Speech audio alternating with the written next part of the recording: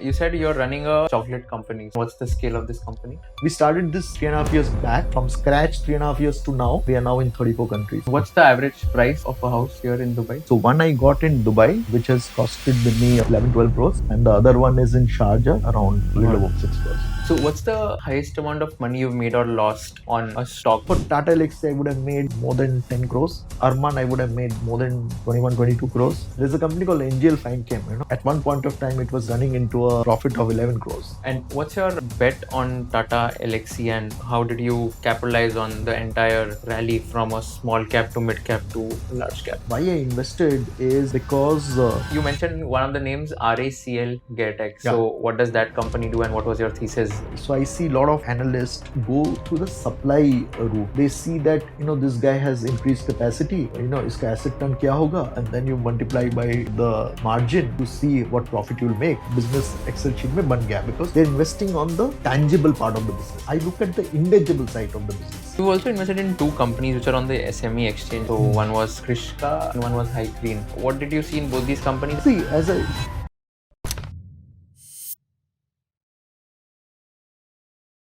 India is currently the fastest growing large economy in the world. And if you want to take real benefit of this growth story, investing in Indian businesses and companies is non-negotiable. Whether you're already investing in markets or just starting your investing journey, Grow is one of the platforms to do it. Grow's interface is very clean and intuitive. Here you can trade stocks, mutual funds, ETFs, IPOs, bonds, even commodities, all from one app. Portfolio tracking is also very structured. You can see performance, understand sector allocation, and get a complete breakdown of your investments in just a few tabs. And because of this simplicity and trust, Grow has become India's largest stockbroker today. Check out the Grow app today for more details and stay tuned for this entire episode of Conversation with Kushal. So you joined Marico and then you moved to Bangladesh. Yeah. So I read one of the interesting anecdotes from your journey that one retail shopkeeper taught you DuPont analysis, right? Like he was telling that the profit margin that he earns is like because of rotation of the capital as well. So can you help us understand what was that anecdote and how did that incident change your perspective, the way you look towards things?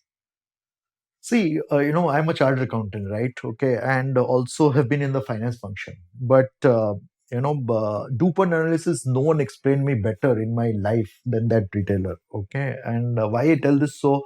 I see many finance people don't understand, this concept, which this guy told me. Okay, so basically he was selling parachute bottle, the 50 ml bottle, which was the lowest price, and we were giving him particular margin, and he was selling at very less margin than that. So my question to him, why you're selling in this less margin? So he said, sir, I'm looking at my ROI. Okay, so I'm just seeing that even if I make, not the margin which you give me, but even if I make 1% margin every week, because you supply to me once every week, sometimes you supply twice every week. In every supply, if I ensure that I make 1%, so I make 52% ROI because I'm rotating my capital 52 times. Now this is so simple but so powerful. Now this I applied, it appears, इसमें क्या बड़ी बात है ना? It's so simple logic, but it is true for any businesses. He's actually explaining to me DuPont in his own way. Now, if you see what is ROE, ROE is a factor of your rotations of your capital and the net profit margin you make, right? So if you take debt, it is a weighted average mix of the capital, right? So that principle I applied as a CEO everywhere I went. I became a turnaround specialist in my company. I did 3 stints in 3 different geographies. One was in Bangladesh, one was in Egypt, the other in Dubai, in Kaya, reporting to Harsh Mariwala. So Harsh taught me many things, but this thing was from ground in a retailer in Bangladesh, and that became a strong pillars for me, not only as a CEO, also as an investor. When I was looking at ROE and ROC of companies where I invest, and also the business which I currently run. Okay, so I run a chocolate business. It's a startup. It is bootstrapped, but we make a ROE of upwards of 60%. 60%. 60. How is that possible? It's simple. Rotation into percentage net margin. So in a market which is we are in 34 countries, right? Wherever we operate in on advance. Okay. So ideally, I would want my working capital to be negative, but it's not negative because you are operating in 34 countries. There are a lot of products, a lot of SKUs. You have to hold some amount of inventory. That's why it's not negative working capital. Okay, but there's a fixed part and there's a current assets, right? So in current assets your debtors is so low, okay, because we are selling on advance. In rare conditions we sell on 30 days credit, so our weighted average credit period is anything between 15 days to 20 days, okay, and our creditors are 3 months, 90 days, right? Inventory is a little bit there. Okay, in FMCG business, you don't have to invest on fixed capital, so the rotation of capital is at least 4 to 6 times in a year. Okay, so if you make say minimum 11-12% margin, okay, so 5 times rotation or 6 times rotation, you can calculate what would be the ROE. So that is the reason we, in spite of being bootstrap, in spite of being a startup, we make a 62% ROE, on a business. So can you explain me, like, when you say rotation, right? So 5 times, 6 times. So what exactly does that mean? And then how is ROE calculated basis the rotation? So, for example, suppose your sales is, say, current sales is, say, 70 crores, right? And your total capital employed in the business, whether fixed or current assets, okay, is, I'm just giving a just an example, okay. 70 crores is a run rate of sales, and your total investment is, say, 14-15 crores. So you're having 70 divided by 14-15, which roughly is, say, 5 times or 4.5 times. So that is your rotation of your turnover, right? Rotation of your capital on the turnover. So you're rotating your capital 4-5 times in a year of 70 crore turnover, right? Now, if your net profit margin after all your expenses from the sales is, say, 11-12%, so 4.5-5 times into 11-12 comes to 60%. Got it. And return on equity is basically, you're saying that ROE is calculated as the net profit margin multiplied by the capital rotation, Yes. which is happening. Yes. And we are multiplying this capital rotation. So I'm just trying to understand. So ROE is what? Like, it's basically profit upon, like, PAT, profit after tax upon equity, total equity, Correct. right? So net profit margin into capital rotation, like, can you just break down this equation? Like, So how is you this do the equation? dew point analysis, right? So then your equity, if your debt equity gets cancelled, ultimately what you're left is the number of rotations in the percentage margin. If you take the entire dew point analysis. Okay. Got it. Yeah. And how did you specifically decide that, okay, now you want to get into the investing world? And because you said that you had made a loss in the initial stage, Yeah. when did you finally decide that now you want to get into the investing angle full time once again? So this was in when I was almost bankrupt, was a period around 2001. So I invested in 99, okay, and this dot-com bust happened in 2000, 2001, 2002 beginning. I'm at a 90% drawdown. So I moved to Bangladesh in January 2002. Okay, and then when you are in overseas posting, what happens that your expenses are taken care of, right? And you your if expenses are taken care, most of the money is there, it goes to your savings, and then you have high incentive because Bangladesh is a difficult posting. So I could repay all my loans in 2 years flat. So then again I started getting into market. So I could not get the bull cycle of 2005 to 8, but I was there in the sense that I was not fully invested because that fear was there, right? And I started getting into it. Okay, and I made money, but that fear was in me that I should not leverage. I should do slowly. And that time, still I was in the process of being a research based investor. That is the time I got to know about Warren Buffett. I read all his newsletter. Then I started research based investing. Before that, I was more into tips. Someone told, "Ye dekh lo, you can put this money." I was more into say price actions where you are governed कि ये कितने तक जाएगा, right? You tips इसने बोल दिया इसमें डाल दो तो डाल दिया, okay? But there was no research behind it, right? So the real research started then, and as luck would have it, okay, after 2 years, then the global financial crisis happened. But this time I was not scared. Okay, this time I was not scared. In a span of say 7 8 years, starting from when I invested. Now this research based and Warren Buffett's letter gave you the confidence, right? So I think the biggest learning for me through Warren Buffett's letter was, the difference between value and price. Okay, so price is what you pay, value is what you get. You have to buy, the value of one with the minimum price which you can get. And global financial crisis gave me that. So imagine, as an investor, I made all the mistakes till then, all the mistakes, and this is the time where the world was getting scared, and that is the time I decided whatever is my savings, okay, I'm going to deploy, okay, every month meticulously. So every month, Kushal, I deployed meticulously for the next 1.5 years, and that gave a significant jump on my net worth, and that changed everything. So as an investor, I made all mistakes, all possible mistakes. Don't borrow money and invest, I made. Don't invest on tips, I did. Don't look at statistical cheapness.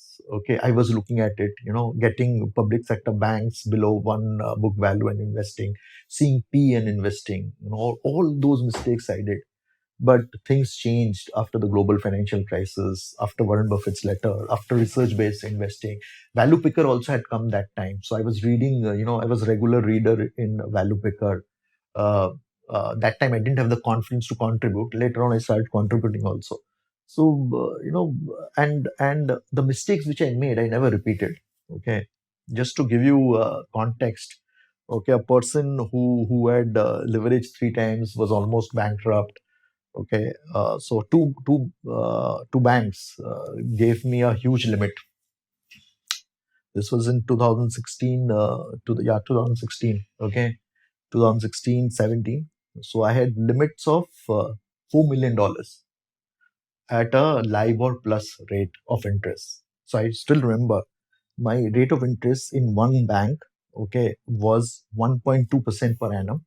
In the other bank was 1.1% per annum, and I had a limit of $4 million. I've never used for equity. Never. That was your 25 crores that time. 20 Four crores. million dollars. No, that time I think exchange rate was 69. Okay, got it. Okay, so 69 means 28 crores. yeah, 28 crores. Right, 28 crores. I never used to buy a single equity with that money. But you were getting a loan at 1.2% per One- annum. Per annum. So isn't it 1. a smart way to, let's say, take that and then invest in equities? No, that fear that I don't want to, that fear of investing through loan was so inbuilt that till today, okay, I don't Take leverage. get leverage. No, I don't, I don't take any loan. Okay, even today I have that limit, but I don't, because once you make a mistake, it's okay to make mistakes. The more mistakes you make, the more you learn. But once you make a mistake, don't repeat that mistake. Right. So that is, in fact, I bought 2 houses here. Okay, I could have taken a loan. The houses are here in Dubai.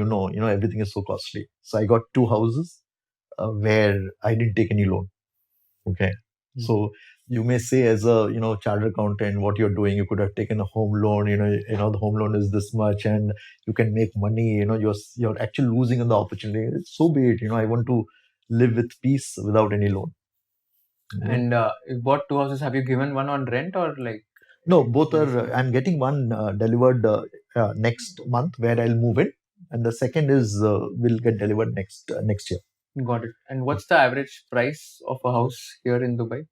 It depends where you're buying. Yeah. So one I got in Dubai, which has costed me around 11-12 crores, where I'm going to stay, and the other one is in Sharjah, which is more of an investment, which I bought with my partner and friend. So we have two townhouses. So he will stay in one of the townhouses, and one townhouse I'll give on rent. So that what he bought, he will stay. What I bought, maybe I'll give on rent or I will sell it. Got it. And how much was that for Sharjah? Sharjah would be around 2.7 million dirhams, which is roughly, I think, around 6 crores or a little above 6 crores. So, yesterday, interestingly, I went to Sharjah only and I was talking to a creator friend of mine. And he was telling me that, like, I asked him that why are you staying in Sharjah? Like, it's so far, etc. But he was telling me that the prices of properties, both rental as well as buying in Sharjah, are much cheaper as compared to, let's say, downtown Dubai or maybe the main city. He's right. And he was telling that the difference is huge. Now he's living in a 3,500 square feet apartment. Akshat Srivastava is his name. So he's a very popular creator. And he was saying that he pays a rent of, I think, 3.5-4 lakh rupees. I'm forgetting the exact number, but yeah, I think 3,500 square feet, a 5 BHK. He was saying the same property, if he buys in Dubai, it would be like 2.5 times more expensive as compared to Sharjah. Yeah, he's right. The arbitrage is huge. Okay, the infrastructure here in this region is so good that between Dubai and Sharjah, the time of commuting, okay, depends on when you are commuting. If you're not commuting during the office hours, it takes 25 to 30 minutes. During office hours, it can take 1.5, 2 hours also. But if you are smart enough to go to break this traffic, not get into caught into traffic and commute in the way you normally would commute, okay, so 30 minutes between Dubai and Sharjah, but the prices are significantly cheaper. Right. So this arbitrage over time will go away, Right. because Dubai is also expanding, Sharjah is also expanding, okay, so but the arbitrage cannot remain for 30 minutes, such huge arbitrage. So one of the reason I bought in Sharjah is because of this arbitrage. Right. What's your personal asset allocation looking like at present in terms of how much percentage is into which asset class? So anytime, always, equity would be at the highest. Okay, so equity is the highest. This house I recently bought to stay, so that's, you should not count that as a net worth. Okay, the other one, of course, is which we can count. But at any point of time, I would be 70% allocated to equity. The balance is not that I'm into real estate, but the balance I normally keep cash. So I'm sitting now on my highest level of cash. So I'm sitting at around 19% cash, which is the highest level of cash I am in my entire investing journey of 25, 27 years. And this is the first time I've invested in gold in the month of February, March. And it has worked out beautifully. February, March, I invested. I never thought, I knew gold will go up, but I never thought it'll go up 35, 40% in this short period. So it has done beautifully well. First time invested in gold. Okay, and it has done beautifully well. And why are you at 19% cash right now? Because what is happening around the world, is very scary. One, the geopolitics, okay, and second is see, everything changed during the Russia-Ukraine war. So overnight, US sanctioned Russia. So $300 billion of assets overnight got frozen. No, it's almost like someone, you have money in a bank and the bank tells you your asset is frozen. You're not going to go to the same, bank and deposit ever, right? And seeing your friends and family will never also put money in that same bank. So same thing happened with Russia when US did this sanction on the US Reserve. Okay, so Russia is not going to buy that again, right? And people who are friendly with Russia, say China, is also reducing their US Treasury significantly and increasing their gold purchase. Russia is also doing. India has been also doing. So from 2022, if you see the purchase of central banks gold has been going up. So this is the first time the amount of holding of gold of central bank is higher than the US Treasury. So I feel this is going to continue. It is not going to go away. The dollar will lose its strength over time, gradually. Okay, not it is not going to happen too soon, too quickly, but gradually it will go away. It will lose its strength. So today you don't have an alternate currency. Okay, so unlike you don't have an alternate to US USD. So the best alternate I feel is gold. Okay, so this now in this kind of scenario, and also there's geopolitics, right? Geopolitics, whether it's Russia, Ukraine, whether it's India, Pakistan, India, China, you have in the Middle East conflict always going on. You don't know what will happen with China, Taiwan. So with so much of uncertainty. Okay, so and with currency not there's no global currency which is stable. Okay, which can act as a reserve currency. Central bank action is speaking something. And then if you see the number of companies going bankrupt in US is at its peak, much more than what happened during global financial crisis. And then if you see the AI bubble, right? So much investment is going. I don't know how they will make ROE. It's a circle. Everyone is talking now. Started talking about circular, effect. So all these gives a very scary feeling. Okay, now in this India, if something happens to US or the global market, India will also get impacted. I've seen this myself twice. One in during dot-com bust, the second during global financial crisis, third during COVID. So who knows when fourth will come? Fourth will surely come. Only thing is that we don't know when it will come. Okay, so that is the reason I'm in highest amount of cash in my entire career. So can you walk us through your framework of investing in terms of what do you look at before you invest in a stock, the quantitative, qualitative factors, and then we'll also take some examples from your portfolio companies, and I want to understand what are the thesis behind investing in them. So I invest. I like to invest in small and micro cap. Okay, and uh, so in small and micro cap, for that matter, even mid cap and large cap also. Okay, and more so in small and micro cap. What matters is the promoter. Okay, see at some point of time, all companies has been small and micro caps. So say imagine Infosys was also a micro cap and small cap in 93, 94, right? So what matters then is the promoter. Okay, the promoter quality. Okay, the integrity, honesty of the promoter, the capability of the promoter, the vision of the promoter, the strategic intent of the promoter, the execution capability of the promoter.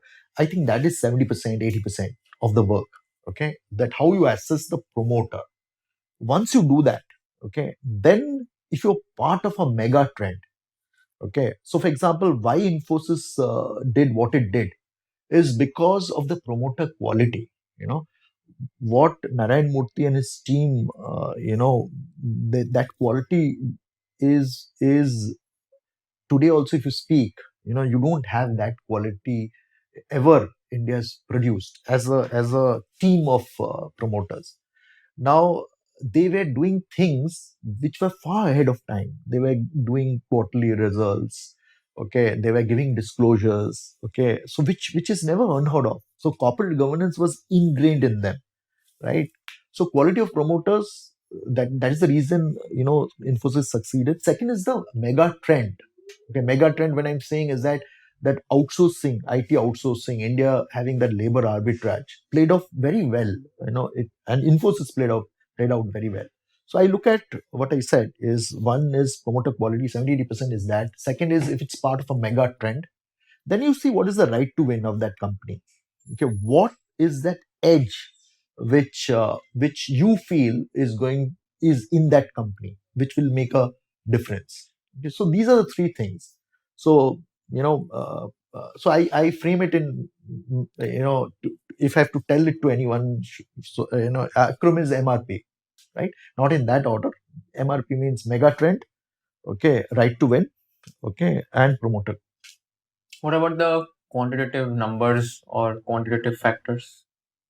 See, in investing, you have to make 4 decisions, right? So, what you buy, okay, when you buy, how much to buy, and when you sell, okay. So, in this four, when to sell is very easy to me, okay, because that's a 5 minute decision for me, okay, not even sometimes 5 minutes. If anything has changed fundamentally, I just sell, okay.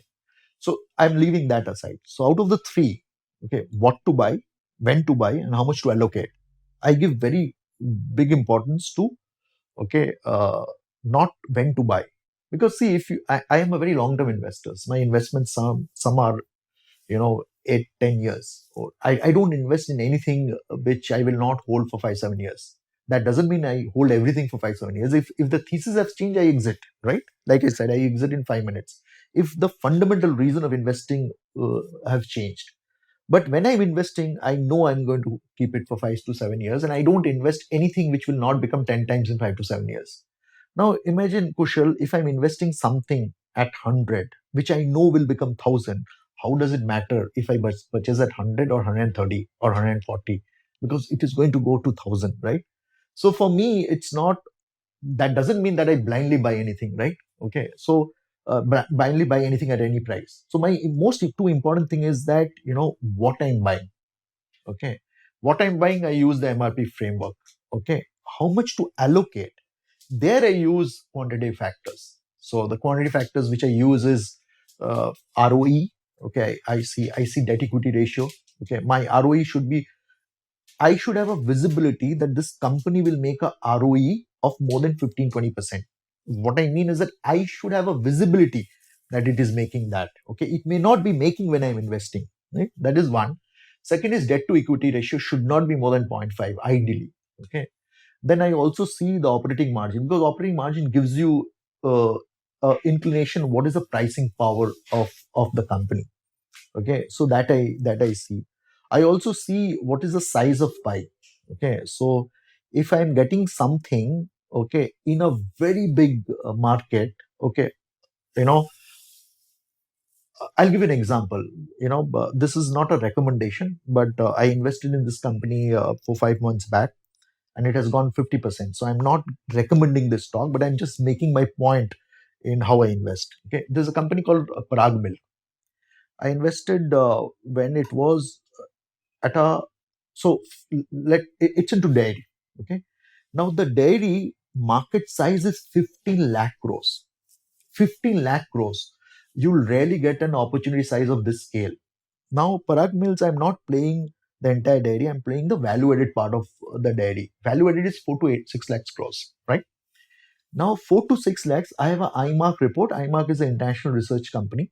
I have an IMARC sector report, which talks that in next 10 years, this 4 to 6 lakhs category, value added category, will go to 1.5 lakh crores. Okay. Now, it will go to 1.5 lakh crores. Okay. It's a combination of this category moving and also unorganized to organized shift. Unorganized is 70% of the market, right? So the scam is so huge. The sector growth is projected at 16-17%. Now, Parag Milk in that sector, in one is number one player in cow ghee market, and in say cheese, they're number two. Okay. Now you have a sector leader in two categories in a big TAM where the sector is going to go at 16-17%. If these guys wants to retain the market share, they have to at least go at 16-17%. So to increase market share, they have to have an alpha growth. Now, if you model this, okay, and take their existing margins, forget increase margins. With scale, you get with scale you get increase your operating leverage, right? Even if you don't take operating leverage, okay, so it's a no brainer, in terms of investments, right? And why I was investing, because it's a dairy play with brand play, right? So you are actually I'm from the FMCG industry, right? So if you see, this is the only stock I've invested in my entire career after Marico in FMCG.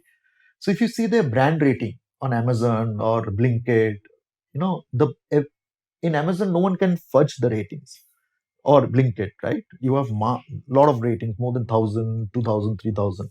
Their brand ratings are anything between 4 to 4.5. So consumers speaking good about it. So you have a market share, consumers speaking good about it. Even if you don't take operating leverage, the sector growth is 16, 17%. You put in any template.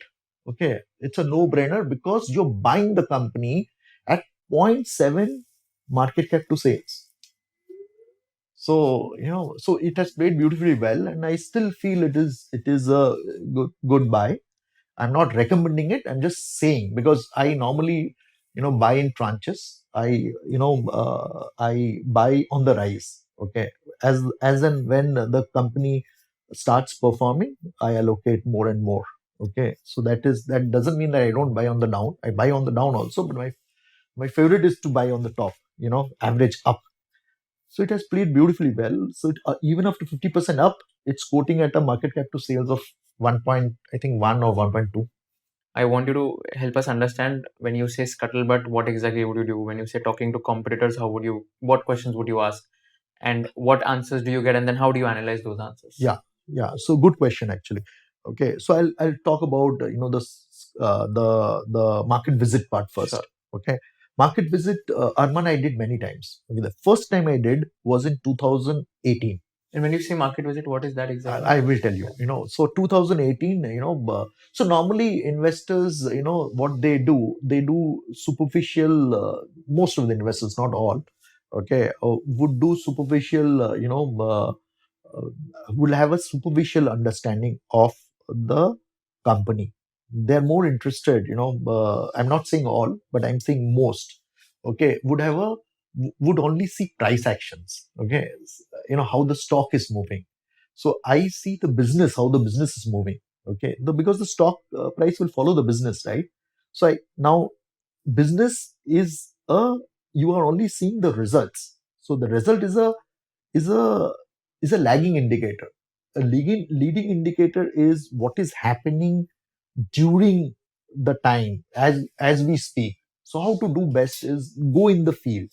When I'm saying in the field, so I will, instead of say meeting the management, I would request the management, if it's possible, that there are 2 3 people coming from Dubai, or if you have investors, like-minded investors who wants to work with your people in the market, if that is possible to do. And management, sometimes when they see genuine interest and they see long-term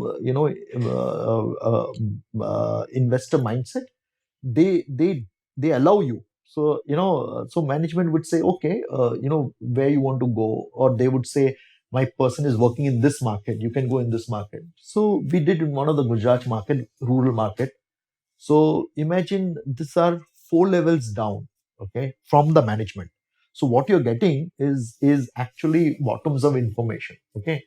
And I didn't stop there actually. So I said that I want to actually meet the village woman, okay.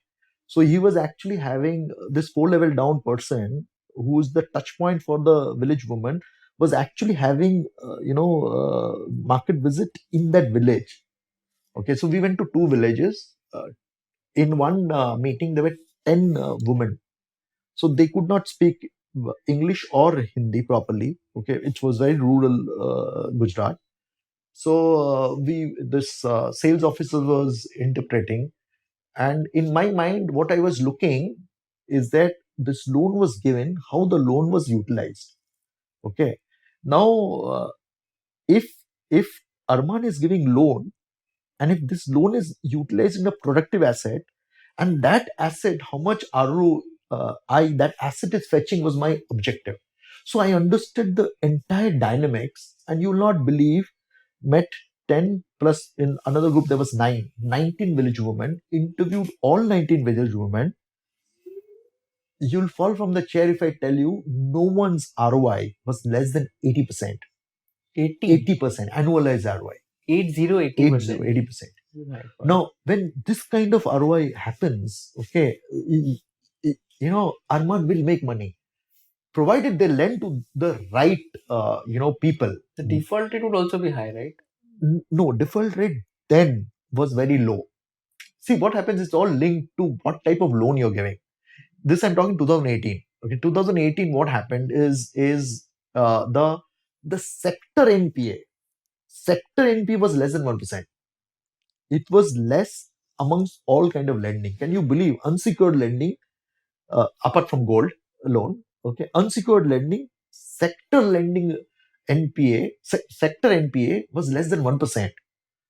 This was much lesser than banking loans, okay, or consumer durable loans. Now, why this happened? Because the rural economy was doing well. Milk or agri, or for which they were giving loan in, for those cattle, they were doing well. But this changed after COVID, and this also changed after a lot of people came into MFI and loan, loan. Everyone is giving loan right, left, and center. That time there was a RBI rule: there cannot be two loans at a time. That RBI lifted, okay, and now everyone came into it, into this. There was a lot of restructuring which happened. So suddenly, what happened is that, imagine Arman was lending to someone, okay, who was a good borrower. Now this guy has access from five different borrowers, takes loan from different people. So what happens? Even if they take from different people and paying Arman, but ultimately that consumer, credit discipline has gone for a toss, right? So that happened because of over leveraging. So if you see the number of loans in 18 as a sector to a consumer, and what happened 2 years back, all at a consumer level, everyone was leveraged. Okay. Now this, I picked up very early. Okay. But the only issue is that I didn't act on it because I thought that Arman would be very different. But Arman was different. But you get swayed away by the sector. So you get peer pressure also. Na? This person is going at that, this person is going at that. And they also got swayed away. Okay. And what do you mean by scuttlebutt? And can you give some examples of scuttlebutt? So scuttlebutt is that, best is that you speak to different MFI people, right? Okay. And different people working in those sectors. So if you get a good feedback from a competition, okay, that is the best scuttlebutt one can have. Okay. So if you get, for example, I'm just giving a different example. I'm invested in a auto ancillary company called RACL. Okay. RACL Geartech, okay, which has done beautifully well. Okay, and the promoters are out of the world in terms of their understanding of tech. So I'm investing in one more auto ancillary company. The best way to get feedback about that company is to ask them. So they say fabulous about this company. Okay. So for me, what is most important is the promoter quality. How is the promoter? Uh, you know, chor nahi is very harsh word, but what I mean is that that integrity, honesty is Ethics. there, ethics. So if RSL is talking about its competition that they are good, which means they are good, right? So your first filter gets sorted out. Then you look at business, their strategy, their execution. So I think that understanding promoter quality is the key. Okay. Sometimes a promoter also don't know what the business will do. You imagine Narayan Murthy when he diluted in '93 through the IPO, he never thought that Infosys will become so big. Otherwise, why you would dilute at such a low valuation? So sometimes the promoter also don't know. Okay. So as investor, how you know? You're betting on the promoter. Okay. So assessing the promoter quality is key. Then the business, and then the valuation. So anything apart from this that you do in scuttlebutt, like one is competition क्या बोल रहा है वो company के बारे में? Apart from then this, industry leaders also. So I was invested in, not invested, I was thinking of investing in a agro company where a very influential and very renowned investors also invested. So normally, we try to see if some renowned investors are invested or not. But sometimes, it's not that everyone is doing the right kind of research, right? and as you grow up, your quality of research comes down. As your net worth goes up, your quality of research comes down, is my view. So I'm not naming the investor. I have a great regard for him. Okay, so so he invested in this company. So I said, let's go. So I like the promoter also. Okay, the way he talks. Okay, then something was bothering. Too good to be true. So through my contact, then I got hold of industry leader uh, who has worked in this sector.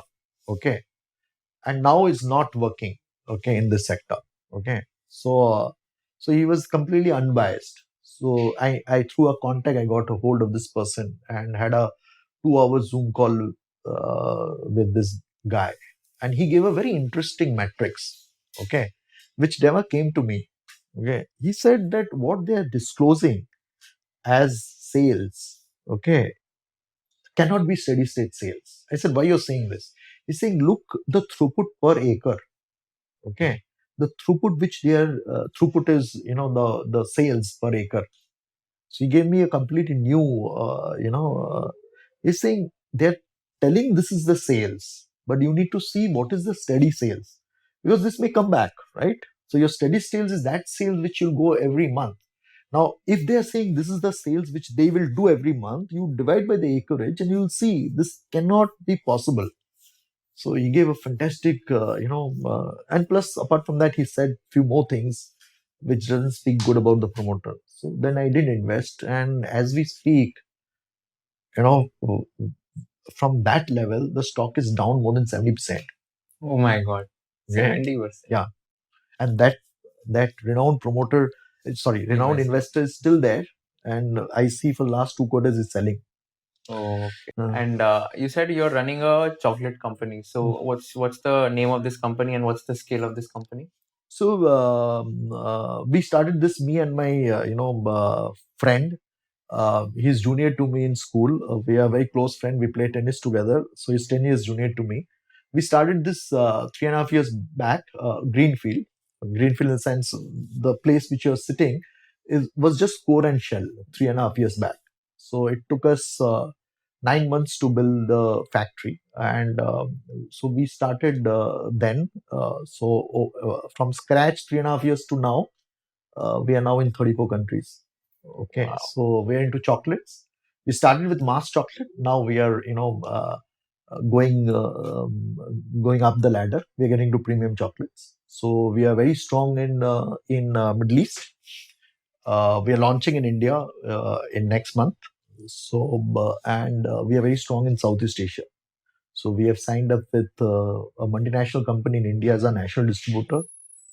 We have signed up with one multinational chain in Southeast Asia. They have 1,800 stores.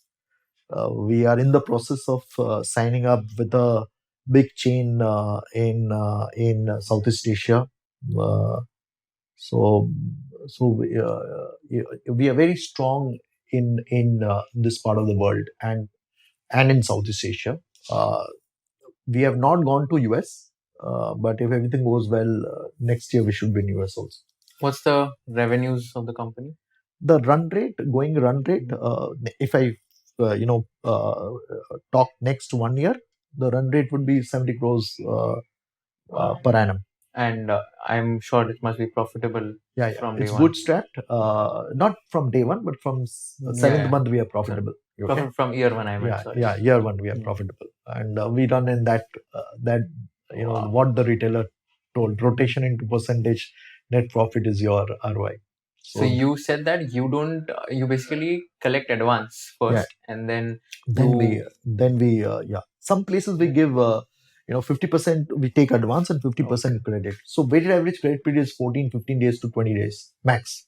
Got it. And our creditors we pay in 90 days. We have an agreement. Okay. So this is a negative working capital only, no? It will be negative working capital, but as I told you, Kushal, is that inventory. Because of the inventory, it's not negative working capital, but we will get to that.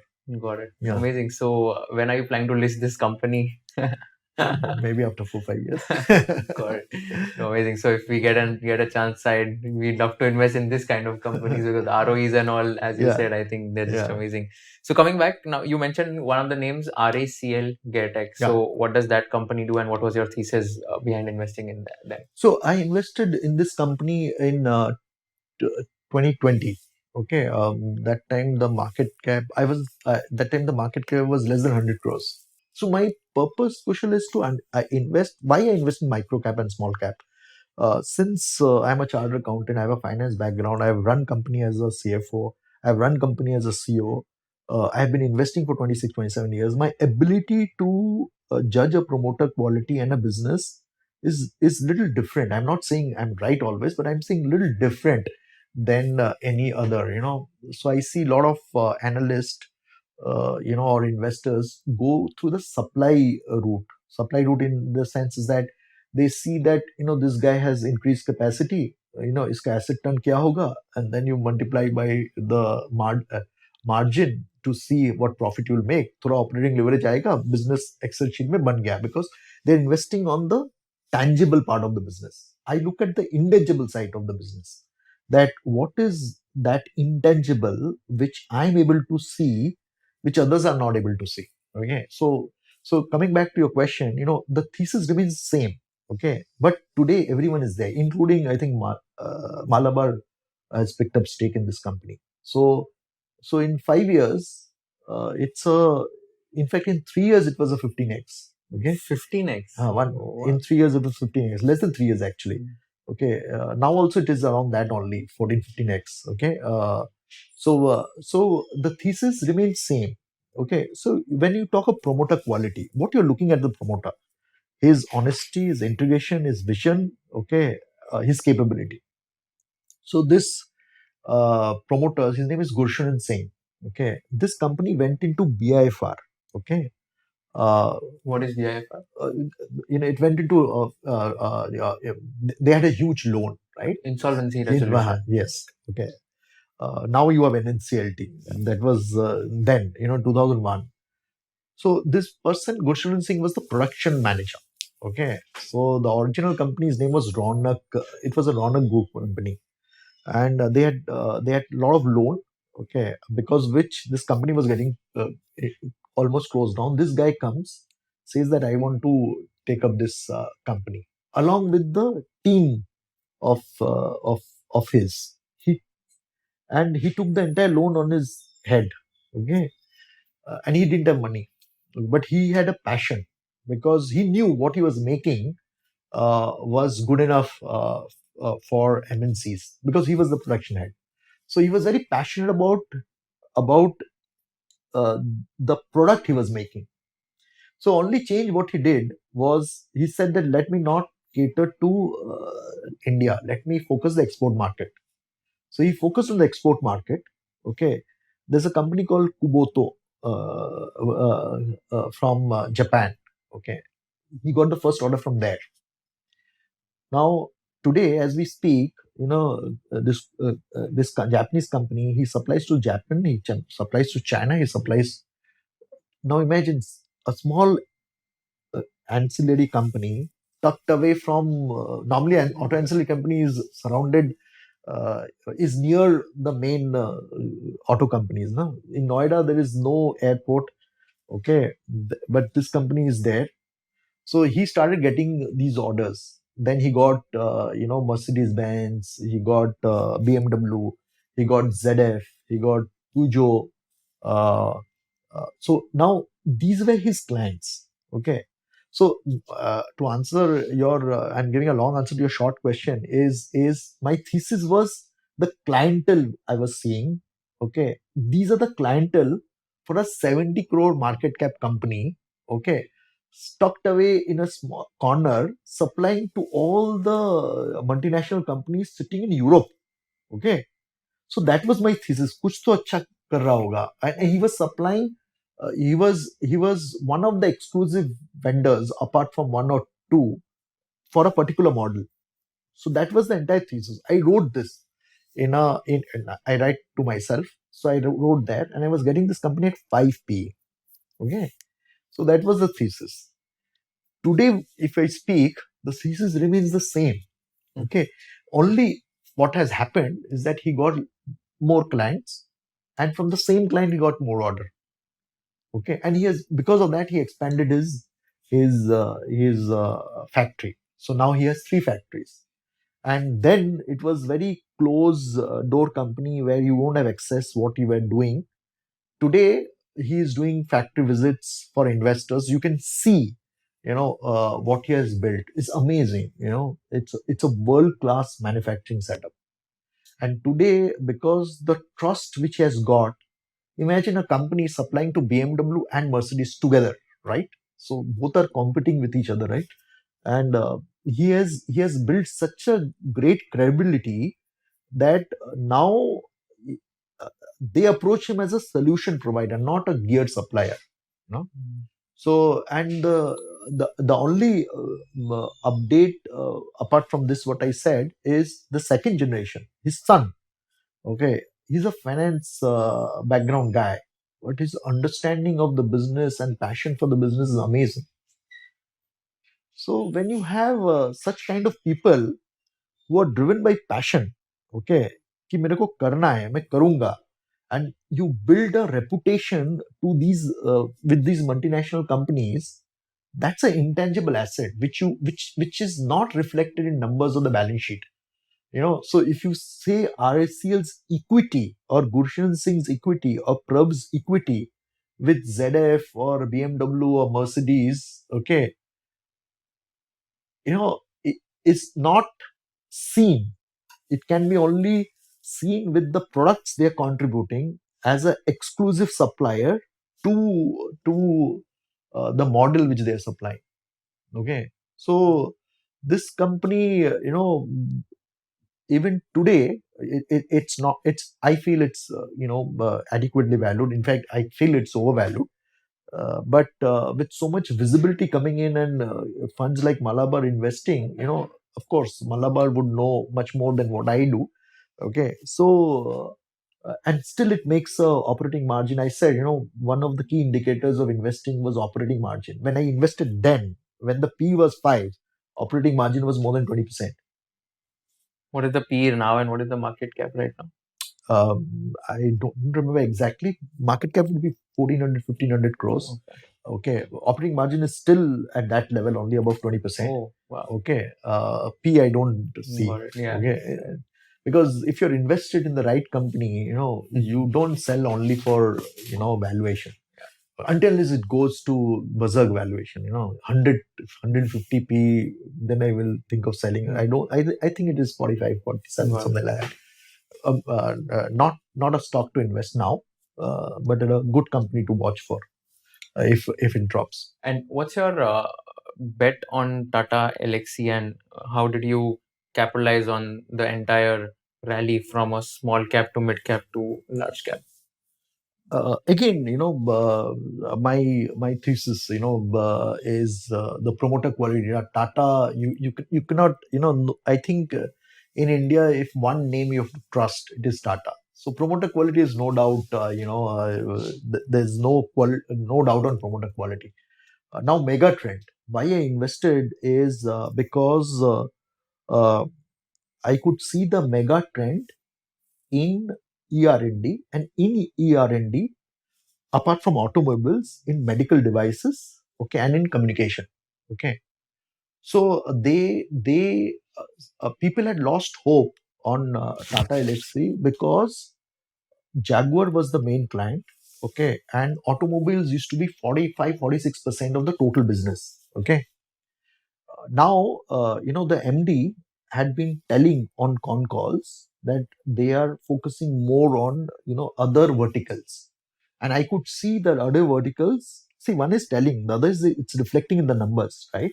So it's reflecting in the numbers. And again, I went by the type of clientele, in say medical devices or in media communication. Okay, they had all the brands, Comcast, Google, the world, who they were working with. Okay, and and I was lucky because I invested during just after COVID. Okay, around I think 700 rupees. Uh, the stock price in 2 years went to 10,500. Okay. So then I got scared. Okay. There's nothing, whenever a stock of mine goes above 80p, 90p, 100p, I get very scared. Okay. So that time I start trimming. So I started selling at 9,000, and at I think 6,500 I fully exited. But it became a, it in terms of speed of money making, till now this has been the fastest in terms of quantum, I'm saying. Yeah. Because something moving 700 to 10,500 in a span of 2 years, while I didn't sell at 10,500, but you make big chunk of money when you have put big money into it, right? The other was Vani Energy, also Vani Renewable, sorry, not energy. That also I sold, when the P was approaching 200, I sold. I think I sold much below that. Okay. It's separate that after I sold, it went up, and it went to P of some 240, 250. So I made good money in that also. But uh, if I had held it, okay, I would have made much more. But it's okay, because you cannot hold to I personally feel I'm very uncomfortable in holding to a stock, a EPC company stock quoting at 80, 100p. So I just exited much before that. So, what's the highest amount of money you've made or lost on a stock, and how did you deal with that? This I think I read many years back, where there was a nice graph. Uh, this is at least 10 years back. There's a nice graph where all the big investors of the world were plotted along with their CAGR. Okay. So and how accurate were they in terms of their decision making, right? So average big investors, how many percentage time they are right, okay, with a span of returns between 15% to 35%. Okay, you have all in that. The average is 58 to 66% of the time. So I always measure myself against that. I'm no way saying that I am better than them, because their tenure is much larger. Warren Buffett is investing for 80 years, right? So 80 years doing 19% CAGR. No one can beat that, right? Okay. So for me, that 80 years, that longevity is more important than the rate of return. My longevity is only 20 years, right? Or 25, 27 years. Okay. So I see that how much percentage of the time I am right. Okay. So for me, that percentage is 70 to 73% for me. So for me, if I'm making 10 decisions, 70 to 73% I'm right. So what I mean is that 27% when I'm wrong, I have to cut it. So for me, that threshold cutting is around 1 crore. So I feel that if the loss has gone more than 1 crore, I should be careful. Okay. So I start trimming. Okay. But the upside, I don't trim. Okay. For Tata Elxsi, I would have made more than 10 crores Profit. profit. Okay. Uh, Arman, I would have made more than 21, 22 crores. Okay. RACL, I would have made, anyway, I have not sold. Tomorrow it can go away also. It happens. Okay. It happens. Yeah. There's a company called NGL Finechem, where Yeah. I was investor, I was holding more than 1%. Hmm. Okay. At one point of time, it was running into a profit of 11 crores. Okay. So ultimately, I sold it at a no profit, no loss. Oh my God. So 11 crores Yeah. were wiped away. So it can happen with any. Okay. So the point I'm saying is that I'm not worried about losses. What I'm worried about is that how much percentage of the time I'm right, and when I'm right, how long I'm riding it. That is key. It's okay to be wrong, 25, 30, even 40% of the time. But when you're wrong, you cut it very fast. But when you're right, you ride it for long. Okay. So that is, so when you ride it for long, either you book profit, or if you're confident, ride it. Vari Energy and Tata Elxsi I sold because I wanted to book the profit, because the valuation was not giving me comfort. At least for the EPC company, it was not giving comfort. And Tata Elxsi, because of the speed of going from in 2 years, it moved from micro cap to small cap to mid cap to almost large cap, right?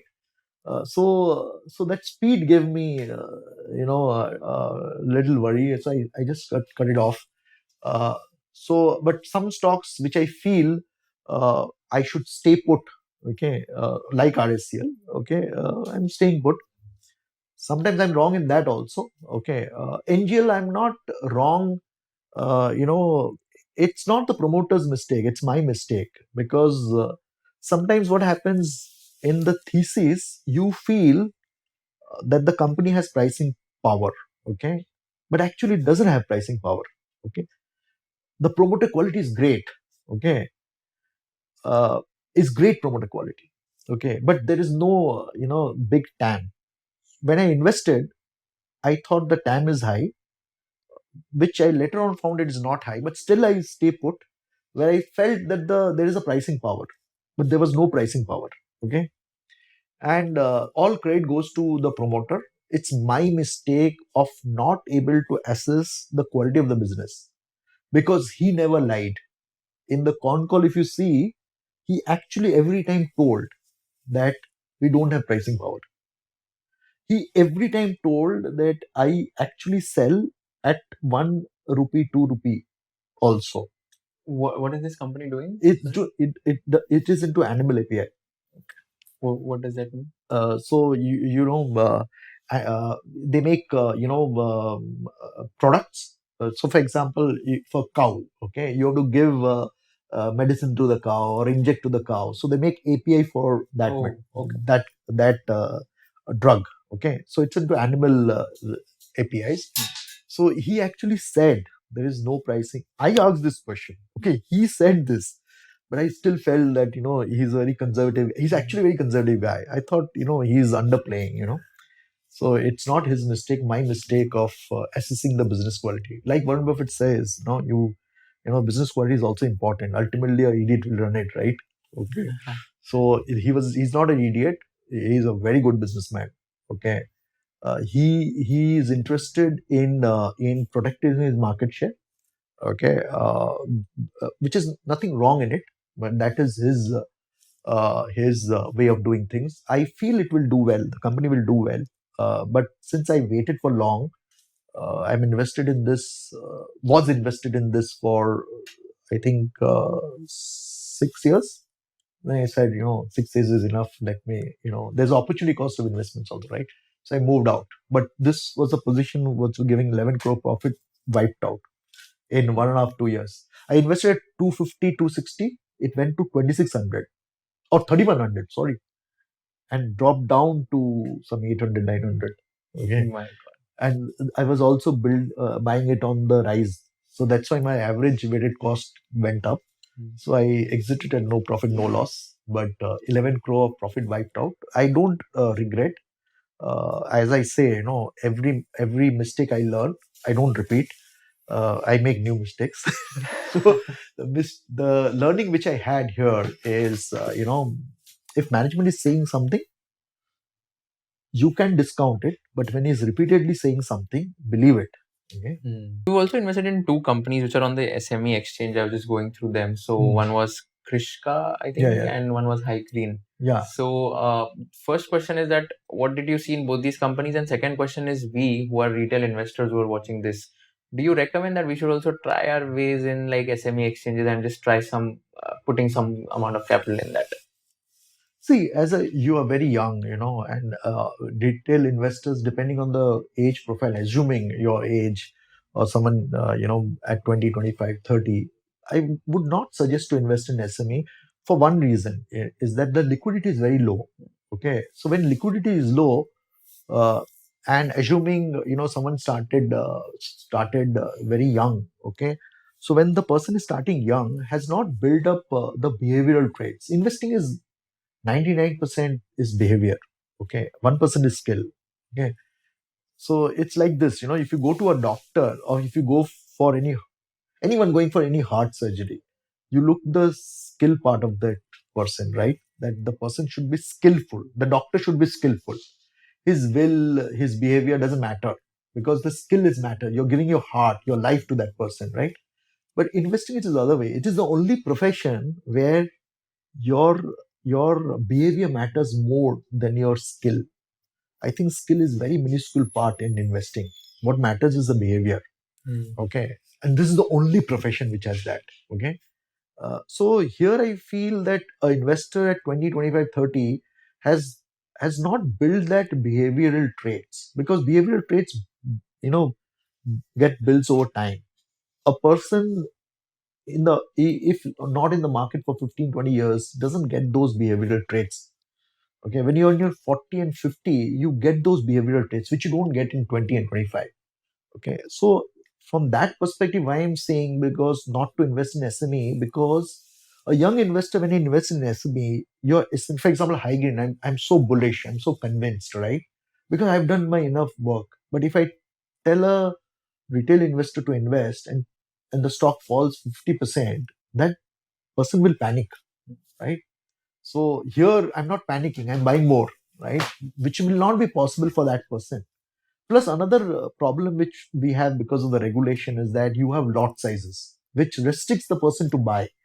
So I feel, a person, at a young investor should not invest in SME. Should look at more liquid stocks to invest. Okay, it could be a small cap, could be micro cap, but not SME, because SME has these two limitations. One is the lot size, and second is too illiquid. Too So illiquid. what's your thesis behind investing in both these companies on the SME exchange?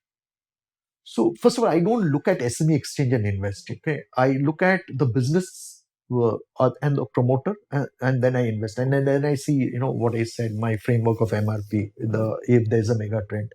So this high green is interesting. Is we all know there's a mega trend of renewable, okay, playing in, right? There's a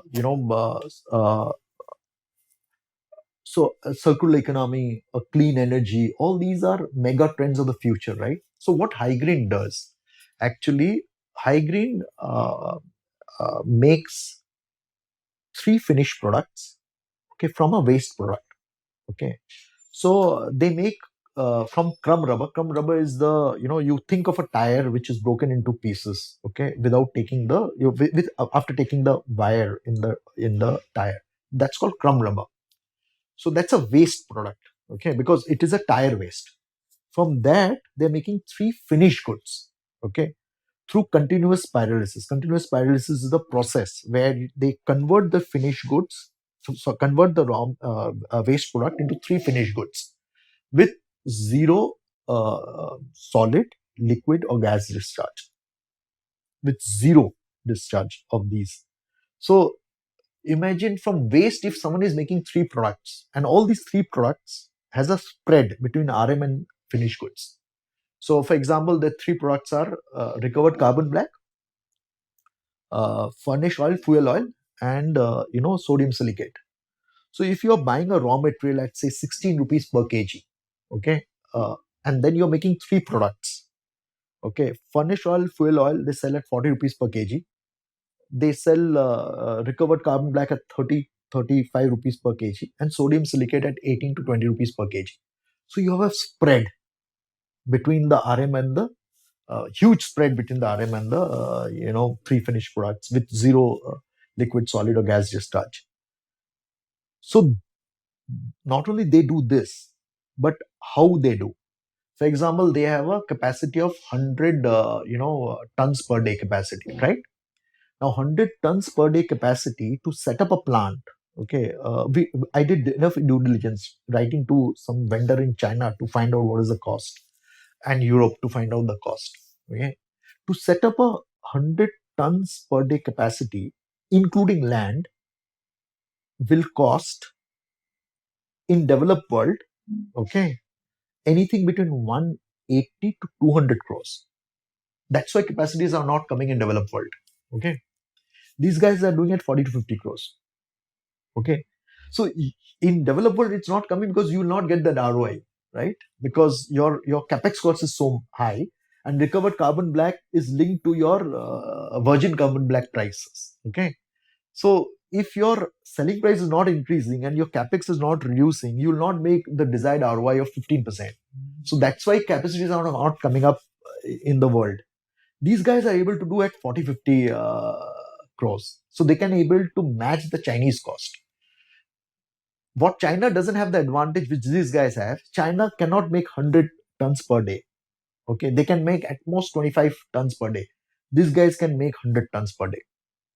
So now imagine, Kushal, is that someone making at one fourth the cost with a spread between the selling price and the RM on all the three finished goods. Okay, and then this model is replicable because everything is managed through machines, and you can monitor in your office through SCADA. Okay, so you can replicate this in almost every state. You may not want to do it in every state because there's a lot of regulation in terms of approval, getting approval and all, right? So but you can scale it up. At least you can do 10 plants in 10 years, right? So they have 3. So now I've done scuttlebutt, like I said, from competition to competition, and they speak very high about high grade. So now every factory of theirs at full capacity or at 90% capacity will do 12 crores profit and a top line of anything between 55 to 60 crores. They have 3. One is fully operational. Second is WIP. Okay, and the third they have just setting up. So 3 factories, if they do bottom line of around 12 crores per factory, you're talking 36 crores profit in the next 1 year of full running, right? So 1 year, you imagine 1.5 years, take another 6 months. You're getting at 400 crore market cap. So 400 crore divided by 36 is 11, 12 P. Okay, so it's a no-brainer with a huge TAM. Okay, so if you see all the MNC tire companies of the world, they have a mandate of moving certain percentage of virgin carbon black to recovered carbon black. So you have a huge TAM in globally and in India, and you have a company which has a model which is scalable. Okay, and their payback period for every plant is three years. Oh, amazing. Super, super insightful, interesting conversation. Last question that I ask all my guests. It's a tricky one. If you were in the shoes of Kushal Lodha and if you were interviewing Mr. Debashish Neogi, what is one question you'd like to ask him towards the end? This is a this is a very tricky one. What keeps you moving? So, what keeps you moving? I think learning. Okay, keeps me moving.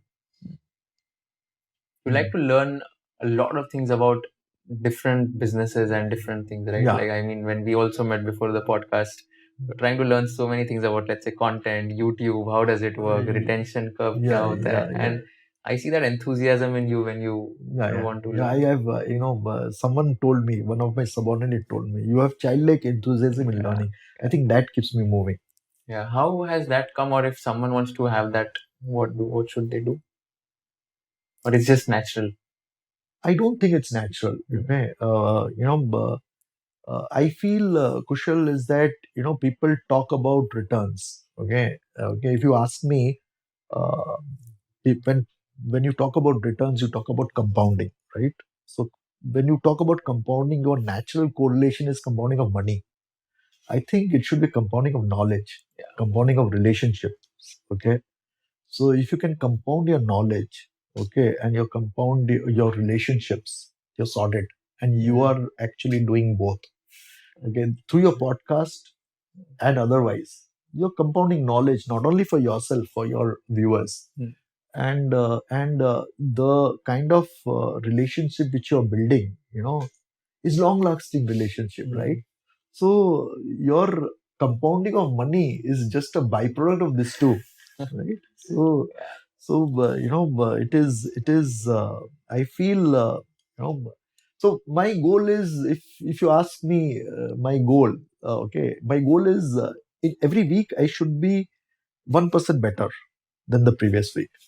Okay, so this way it's 52% you're better. It's not 52 actually, it's compounding, right? It is much more than that, right?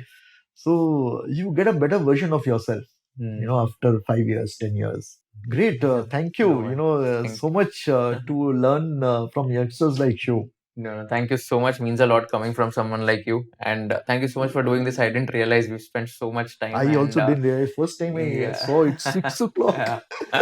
But thank you so much. And I'm sure everyone who's watching this, they're just going to love this episode for sure. Thank you for being so candid, so transparent, and full of insights. Thank you. Thank you very much. Thank you so much for watching this video till the end. Before we end this video, I'd like to thank Grow for being our title sponsor. With support like this, we can deliver actionable finance content to our audience. So go ahead and download the Grow app today and tell us in the comment section which guest you want so that we can invite them. Also, ऐसे कौन से question है जो मैंने पूछने चाहिए थे, कौन से क्वेश्चन है जो मैंने नहीं पूछने चाहिए थे, ऐसे कौन से पार्ट से आपको लगता है ट्रिम करने चाहिए थे, हमें कमेंट सेक्शन में बता देना ताकि we can give you the most value additive content. Thank you so much once again for watching this entire podcast and stay tuned for more amazing episodes of Konversation with Kushal. Investment in securities market are subject to market risks. Read all the related documents carefully before investing.